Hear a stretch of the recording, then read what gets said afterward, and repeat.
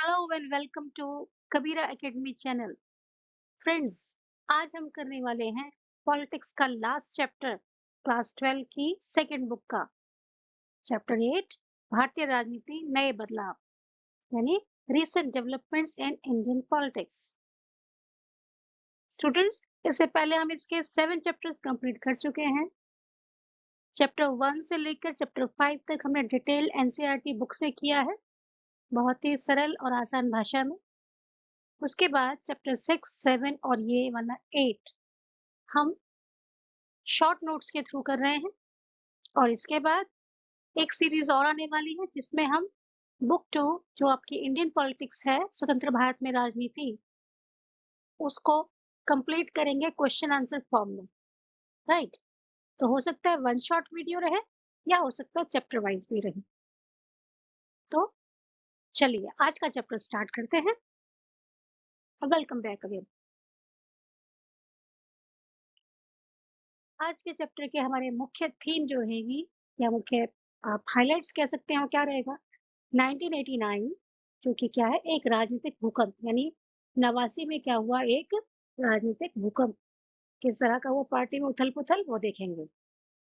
दूसरा है गठबंधन की राजनीति का स्थायीकरण, यानी पहले जो गठबंधन की राजनीति टिक नहीं पा रही थी, उसका स्थायीकरण कैसे होता है। और तीसरा है मंडल आयोग और सामाजिक न्याय की राजनीति।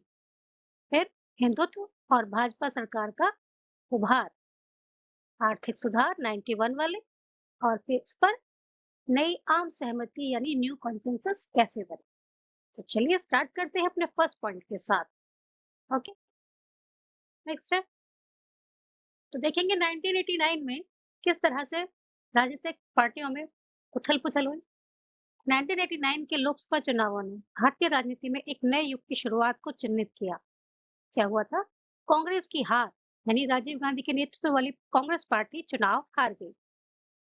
हालांकि किसी एक पार्टी को स्पष्ट बहुमत नहीं मिला, लेकिन यह स्पष्ट हो गया कि कांग्रेस का यह प्रभुत्व समाप्त हो गया था जो 1952 से चला आ रहा था। यानी आपको पता ही है, इससे पहले चैप्टर्स में हम पढ़ चुके हैं कि 84 में इंदिरा गांधी जी की मृत्यु हो चुकी थी। 85 में, 84 से ही बल्कि, राजीव गांधी जी सत्ता में आए और उसके बाद से 52 से, यानी पहले इलेक्शन से ही कांग्रेस का प्रभुत्व चला आ रहा था। और अब ये 89 में जाकर के क्या हुआ, लगभग प्रभुत्व जो था वो समाप्त हो गया। राष्ट्रीय मोर्चा सरकार, जनता दल के नेतृत्व में राष्ट्रीय मोर्चा की सरकार बनी, जिसे भाजपा और वाम दलों ने बाहर से समर्थन दिया। यह एक अजीबोगरीब गठबंधन था क्योंकि ये दल वैचारिक रूप से एक दूसरे के विरोधी थे।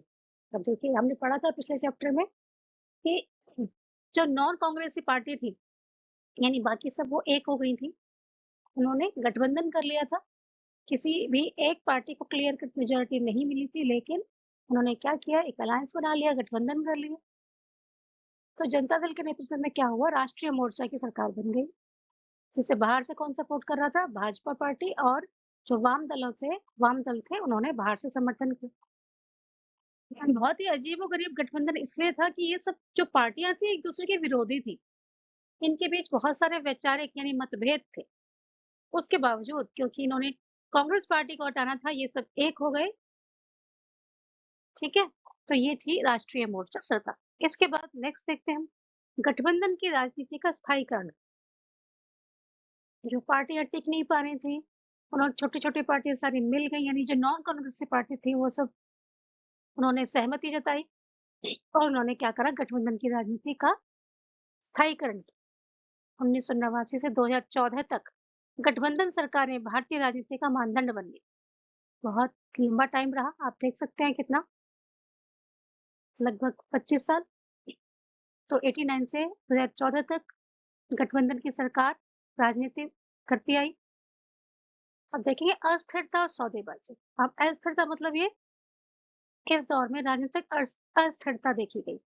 सरकारों को समर्थन के लिए छोटे और क्षेत्रीय दलों की मांगों पर निर्भर रहना पड़ता था, जिससे सौदेबाजी की राजनीति हावी हो गई। क्या समझ में आया इससे? अस्थिरता देखी गई थी, सरकारों को समर्थन देने के लिए छोटे और जो क्षेत्रीय दल थे, उनकी मांगों पर निर्भर रहना पड़ता था। यानी कि अगर कोई छोटा दल, छोटी पार्टी आपको समर्थन देगा, तो उसकी जो डिमांड्स हैं, आपको वो भी पूरी करनी पड़ी होंगी, ठीक है? इससे क्या होगा? सौदेबाज़ी होती है, सौदेबाज़ी मतलब जो छोटे दल हैं, जो समर्थन दे रहे हैं किसी पार्टी को, वो क्या करेंगे? वहाँ पर सौदेबाज़ी करेंगे, जो सत्ता से रिलेटेड है कि हमें ये पद चाहिए, ये मंत्री पद चाहिए, वो मंत्री पद चाहिए। तो इस तरह की उनकी डिमांड्स पर उनको निर्भर होना पड़ा। प्रमुख गठबंधन क्या थे? 2 मुख्य गठबंधन सामने आए। एक तो था राष्ट्रीय जनतांत्रिक गठबंधन यानी एनडीए, जिसे आप भारतीय जनता पार्टी के नेतृत्व में देख सकते हैं। और एक और था संयुक्त प्रगतिशील गठबंधन, जिसे यूपीए कहते हैं आप, ठीक है? United progressive alliance. और वो क्या था? National democratic alliance.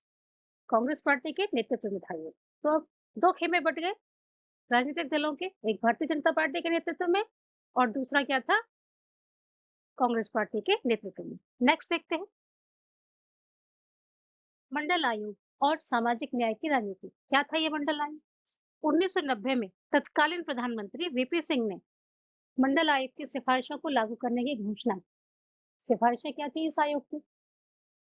आयोग ने सुझाव दिया था कि केंद्र सरकार की नौकरियों और शिक्षण संस्थानों में अन्य पिछड़ा वर्ग यानी ओबीसी को 27% आरक्षण दिया जाए। ये मंडल आयोग की क्या थी? सिफारिश थी, रिकमेंडेशन।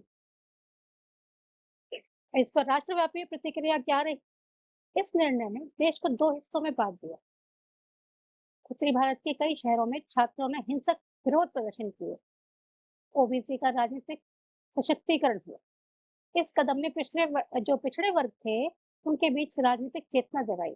यानी जब उनको उम्मीद जगी कि हमें 27% जो है आरक्षण मिलने वाला है, तो पिछड़ा वर्ग था, उसमें भी पॉलिटिकल अवेयरनेस आई। बहुजन समाज पार्टी, जिसे बसपा कहते हैं आप, समाजवादी पार्टी और राष्ट्रीय जनता दल जैसी पार्टियों की शक्तियों में जबरदस्त वृद्धि हुई, क्योंकि उन्होंने सामाजिक न्याय और दलित ओबीसी अधिकारों को अपना मुख्य एजेंडा बनाया। तो इन पार्टियों ने इस एजेंडे के सहारे अपने आप को थोड़ा स्ट्रॉन्ग बनाया। कौन-कौन सी पार्टी है? आप देखोगे यहाँ कौन सी है?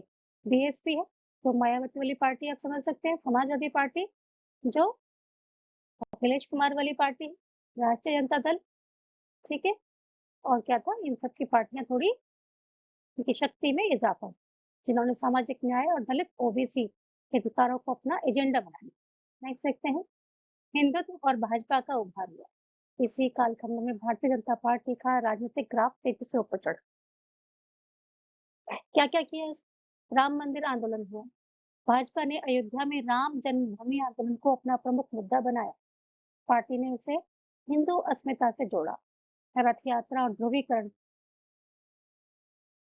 लाल कृष्ण आडवाणी की रथ यात्रा ने देशव्यापी समर्थन जुटाया, लेकिन साथ ही सांप्रदायिक ध्रुवीकरण भी किया। 6 दिसंबर 1992 को बाबरी मस्जिद के विध्वंस ने देश में सांप्रदायिक तनाव को चरम पर पहुंचा दिया। इसने धर्मनिरपेक्षता की बजाय सॉरी इसने धर्मनिरपेक्षता की भारतीय अवधारणा पर गंभीर सवाल खड़े। तो आई होप आपको समझ में आ गया, यानी कि हिंदुत्व और भाजपा का कैसे उभार हुआ। तो इसके क्या पॉइंट है? एक तो राम मंदिर आंदोलन हुआ कि जो राम जन्मभूमि थी, उसको लोगों ने क्या करा, अपनी हिंदू अस्मिता से जोड़ लिया पार्टी ने। तो लोगों को इस तरह से धर्म के नाम पर इमोशनली ब्लैकमेल किया, लाइक इन द सेंस कि अपनी पार्टी उभर कर सामने आई। रथ यात्रा और ध्रुवीकरण में क्या किया, जो लाल कृष्ण आडवाणी जी थे, उन्होंने रथ यात्रा की थी, देशव्यापी समर्थन उन्हें मिला। लेकिन क्या हुआ इससे? क्योंकि रथ यात्रा थी तो किसी एक धर्म के प्रति होगी, इसलिए सांप्रदायिक ध्रुवीकरण भी किया। और 6 दिसंबर 1992 को एक बड़ा क्या हुआ, बाबरी मस्जिद जो थी उसको उसका विध्वंस किया गया, और जिससे देश में सांप्रदायिक तनाव चरम पर पहुंच गया था। ठीक है? तो ये क्या था, इससे धर्मनिरपेक्षता की जो बात थी, क्योंकि इसमें क्या हो रहा है, हिंदुत्व पर बात हो रही है, इसलिए क्या हुआ कि जो हम धर्मनिरपेक्ष भारत की बात करते थे, हमारी जो डेमोक्रेसी थी कि किसी हम धर्मनिरपेक्ष स्टेट बनकर रहेंगे, उस पर क्या हुआ, गंभीर सवाल खड़े हो गए। ठीक है, नेक्स्ट है आर्थिक सुधार आए 1991 में। तो 1991 में भारत एक गंभीर आर्थिक संकट से जूझ रहा था।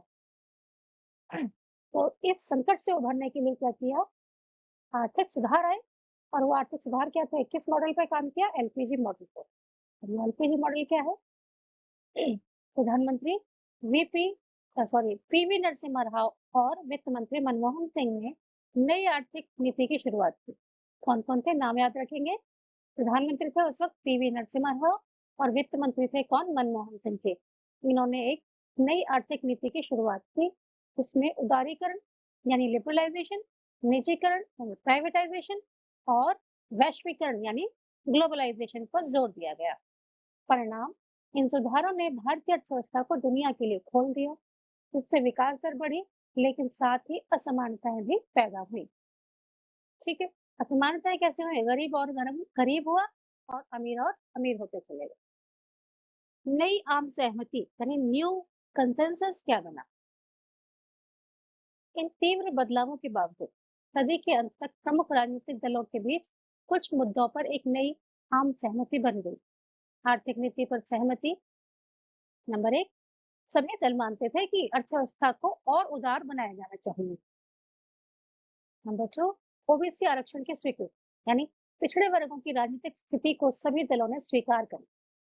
और तीसरा था क्षेत्रीय दलों की भूमिका यानी कि जो केंद्र की राजनीति में जो हमारी रीजनल पार्टीज थी उनके महत्व को भी स्वीकार किया। तो ये नई सहमति यानी कि न्यू कंसेंसस सामने आई कि जनता ने क्या स्वीकार। तो ब्रीफली हम कह सकते हैं कि ये जो चैप्टर है हमारा इसमें एक पार्टी के प्रभुत्व से किसमें कन्वर्ट हो गया? बहुदलीय लोकतंत्र में कन्वर्ट हो गया। पहले एक पार्टी के प्रभुत्व का दौर चल रहा था और उससे कन्वर्ट होकर क्या बन गया? बहुदलीय लोकतंत्र। तो ये पूरा सफर तय किया यहाँ भारत की यात्रा को दर्शाता है। इसको यहाँ से सफर बहुदलीय लोकतंत्र तक तय करें, जहाँ सामाजिक न्याय, धार्मिक पहचान और आर्थिक विकास नए राजनीतिक विमर्श के केंद्र बिंदु बन गए। तो फ्रेंड्स, ये थे चैप्टर 8 भारतीय राजनीति के नए बदलाव, जो कि आज ही आपकी सेकंड बुक कंप्लीट होती है। ठीक है, अब हम क्या करेंगे? नई सीरीज में कोशिश करेंगे कि एक वन शॉट वीडियो या फिर 2 वीडियोस में आपके सारे चैप्टर कवर कर लिए जाएँ। ठीक है, क्वेश्चन आंसर के थ्रू। तो रेडी रहिएगा, अब आपको इसके क्वेश्चन आंसर्स के थ्रू चैप्टर्स समझाने की कोशिश करेंगे, जो कि आपको अपने बोर्ड एग्जाम्स में बहुत हेल्प करेंगे और जो कॉम्पिटिटिव एग्जाम्स की तैयारी कर रहे हैं, उनके लिए भी बहुत उपयोगी साबित होंगे। तो तब तक के लिए थैंक यू। और हाँ, वीडियो को लाइक शेयर ज़रूर कीजिए आप और नए आए हैं तो पता ही है आपको सब्सक्राइब करना है। Okay, bye.